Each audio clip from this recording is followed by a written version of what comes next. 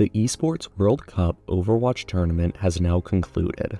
Across 5 days, 16 teams featuring players from around the globe fought for the opportunity to be crowned the greatest Overwatch team in the world. These matches were filled with surprise twists, sudden upsets, and some of the highest quality Overwatch competition we have ever seen. Welcome to Tank Talk, where today I will be recapping the 2024 Overwatch Esports World Cup. The first 2 days of competition were taken up by the group stage. The 16 teams were split into 4 groups of 4 who faced each other in round-robin matches. The best performing team earned a bye from the first round of playoffs, while the second and third place teams had to fight to stay. The worst performing team from each group was eliminated from the tournament. Group A had little in the way of surprises. Crazy Raccoon came away as the number 1 team and won all 3 of their matches without dropping a single map. Toronto Ultra and Game & Gladiators advanced to playoffs with a 2-1 and 1-2 record respectively. Despite the Toronto Ultra winning their match against Game & Gladiators, many Ultra fans were concerned with the level of difficulty they seemed to face against what should have been a much weaker team. ROC Esports was eliminated, having not won any maps, much less any of their matches.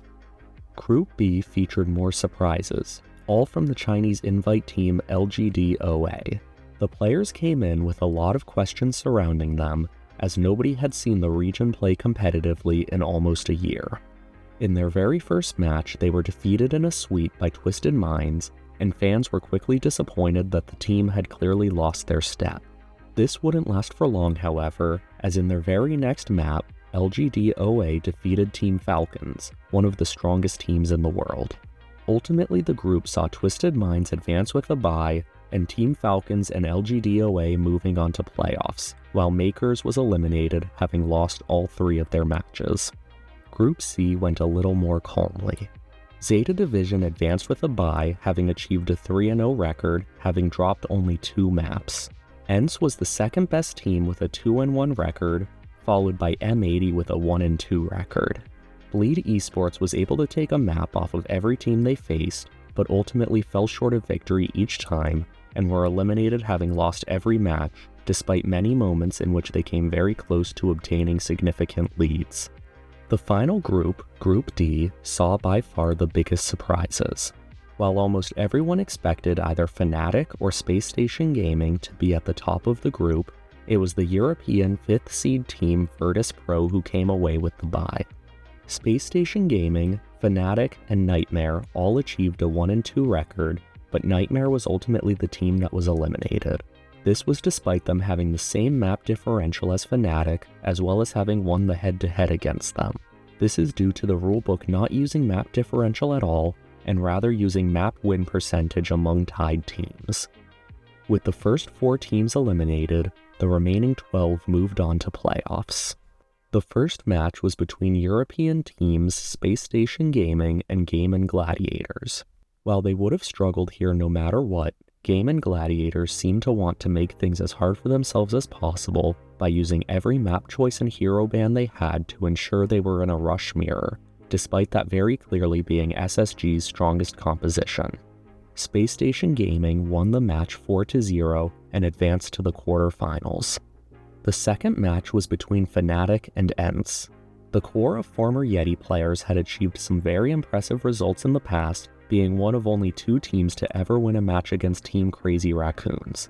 The addition of Overwatch League champions Checkmate, Lijagon, and Izayaki raised the expectations for them even more. Issues within the support line, as well as a lack of understanding on how best to utilize the hero ban system, however, led to ENCE advancing to the quarterfinals after defeating them 4-2. The next match was between Team Falcons and M80.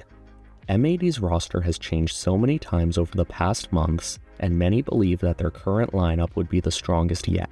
The team as a whole, however, seems to be suffering from very poor mental states, and this match was one of the fastest of the entire tournament. Team Falcons walked away with a very easy 4-0 victory. The final match of the day was between Toronto Ultra and the Chinese invite team LGD-OA. LGD-OA was a hard team to understand prior to this match. They had lost to the relatively weak team Twisted Minds, but had also been one of the few teams to defeat the much more powerful Team Falcons. Toronto Ultra, on the other hand, was coming off of a surprisingly poor performance at DreamHack Dallas and had very little in the way of expectations. Despite this, the Ultra proved to be the better team and defeated LGDOA 4-1. With 8 teams eliminated, those remaining could count themselves among the top half of the competition. The first match of the quarterfinals was between Crazy Raccoon and ENCE. Crazy Raccoons ultimately won in a relatively quick sweep, but fans of ENCE should still be proud of how their team performed overall. Mirror and Maimone in particular were really impressive this tournament. If the team can sort out Chase's visa situation so he can join the rest of the team, as well as figure out a more permanent backline, they definitely have a bright future ahead of them. The next match was between Korean Team Zeta Division and European Team Space Station Gaming, and ended up being one of the most entertaining matches of the entire tournament. The battle of playstyles between Dive and Brawl was interesting to watch, while both sides used map and hero bans as best as they could to give themselves an advantage.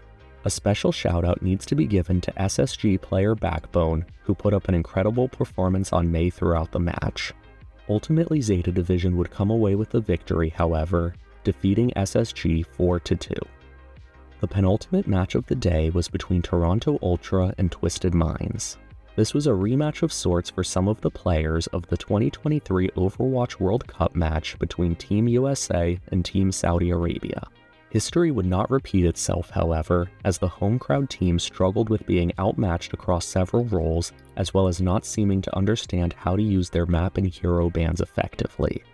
Twisted Minds hitscam player Quartz did put on the best performance he could and really tried to carry his team, but the Toronto Ultra ended up winning 4-0. The final match of the quarterfinals was between Virtus Pro and Team Falcons. Nobody expected the 5th seed European team to be at the top of their group, and all of the players should be very proud to have made it as far as they did. Both the returning veterans who played in the Overwatch League, as well as the new players just starting to make a name for themselves, have been cemented as forces to look out for. Unfortunately, Team Falcons was too strong of a team to defeat and won the match 4-1. Before moving on to the final 3 matches of the tournament, I wanted to take this opportunity to discuss some of the more controversial moments of the tournament. The rules regarding tie-breaking was a surprise to many. Map differentials were entirely ignored when it came to seeding, favoring map win percentage among tied teams. This led to a lot of confusion when Twisted Minds was named as the top seed in Group A, rather than Team Falcons, who had the same map differential but had beaten Twisted Minds in their matchup. Of more consequence, however, was the same ruling being applied in Group D to Fnatic and Nightmare. Both teams had the same match score and the same map differential, but Fnatic was allowed to advance while Nightmare was eliminated, despite Nightmare defeating Fnatic in the head-to-head. Many viewers felt that this was very unfair and that the wrong team had been eliminated. Another source of controversy arose when Twisted Minds DPS player Yubi posted a short video on Twitter claiming that LGDOA players refused to shake Twisted Minds' hands following their loss and accused them of poor sportsmanship. Many people immediately connected this to Team China's defeat in the 2023 Overwatch World Cup to Team Saudi Arabia, with many of the same players being present on each side.